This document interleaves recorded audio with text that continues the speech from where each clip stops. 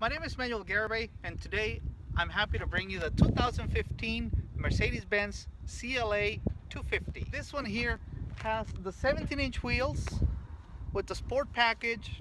It's got 208 horsepower, 258 pound-feet of torque, and it's supposed to get to 60 miles an hour in about 6.6 seconds. This is a transversely mounted engine. That means that it's sideways. It's not running the length of the vehicle. It's actually sideways because it's driving the front wheels. This one here is just a front wheel drive. It's not the 4MATIC. It's just a very basic CLA 250. Doesn't even have the bi-xenon headlights. But overall, it is a very nice design, mimicking the big brother CLS. And it actually has quite a big trunk for a little car. There's enough room in there to fit a few suitcases. And the swell pass through, and the rear seats are able to fold. I like the rear design, and even though it's only coming from one bank of cylinders, which is an inline-4 2.0, you get dual exhaust in the back. Contrast stitching in the door panel. Since these are frameless doors, the windows go up and down as you open and close each door.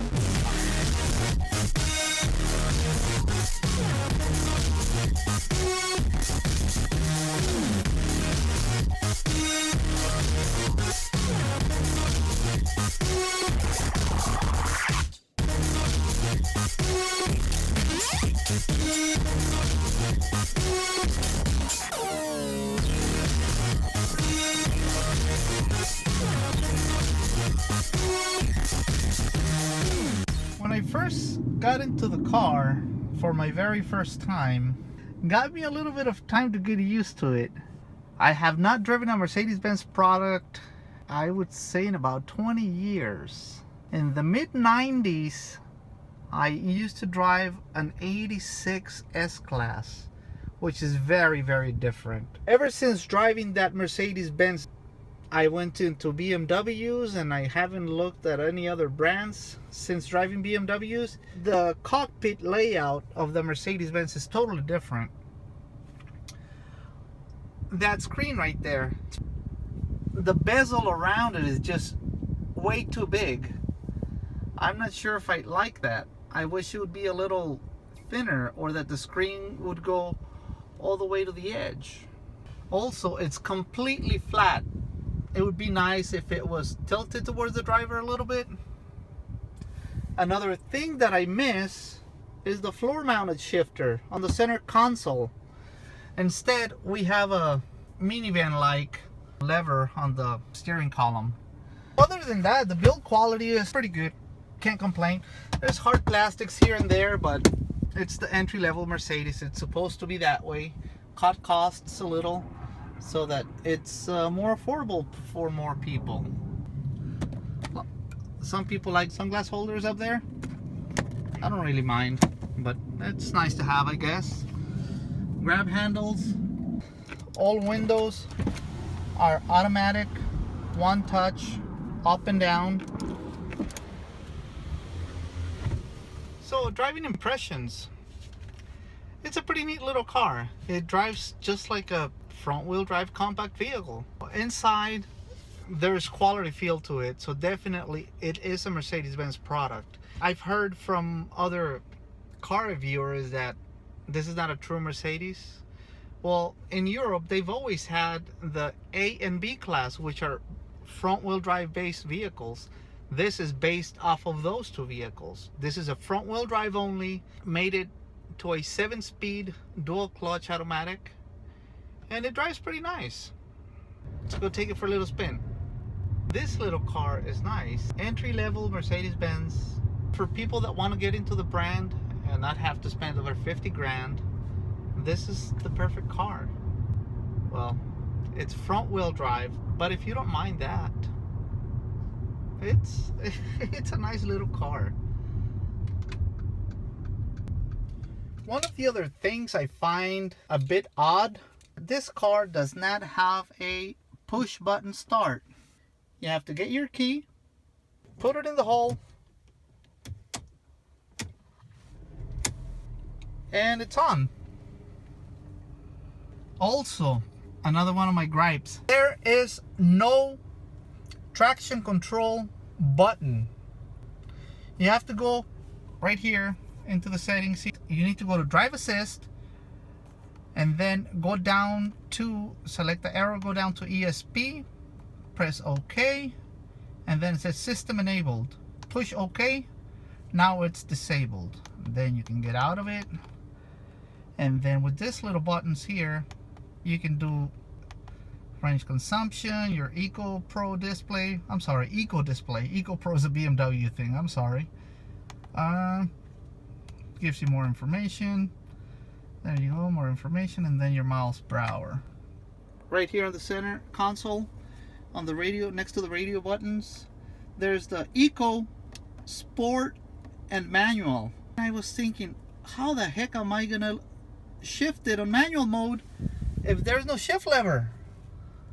Well, as it turns out, this damn car has paddles, but they're so small I didn't even notice them. Well, now that I turned off the traction control, we're gonna get out of this dirt lot and go for a 0 to 60 run. 1, 2, and 3. Little bit of wheel spin. 60. And let's do it again. Sport, you can see that red S next to the D1, which is drive, gear number 1. Let's try it again. Let's floor it and get to 60.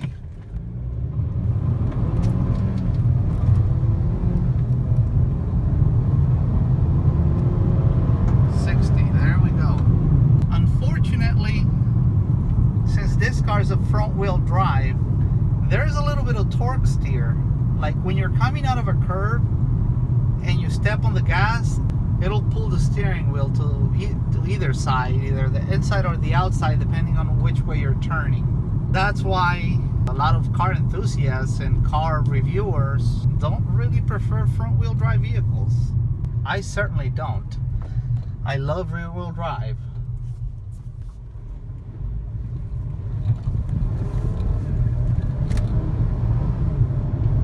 Now you can definitely feel it when you're turning and giving it some gas.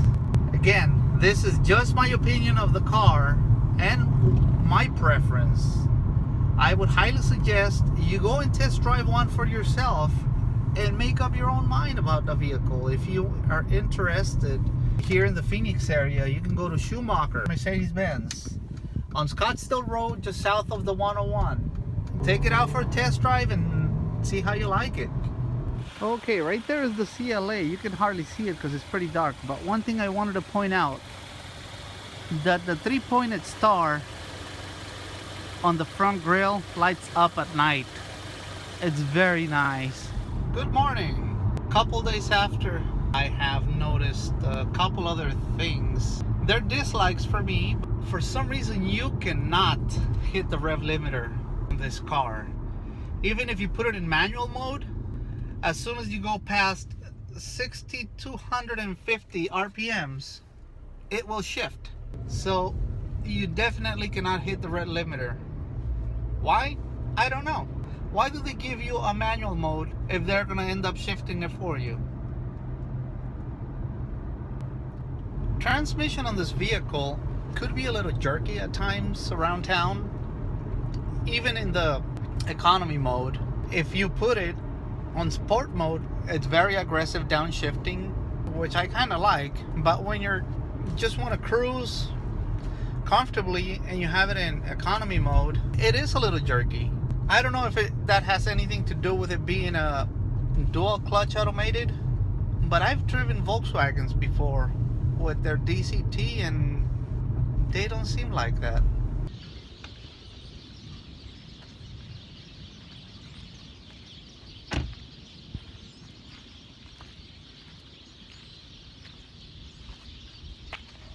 Well guys, thank you very much for watching. I really appreciate your watching my personal opinion and review of the 2015 Mercedes Benz CLA 250. I appreciate it.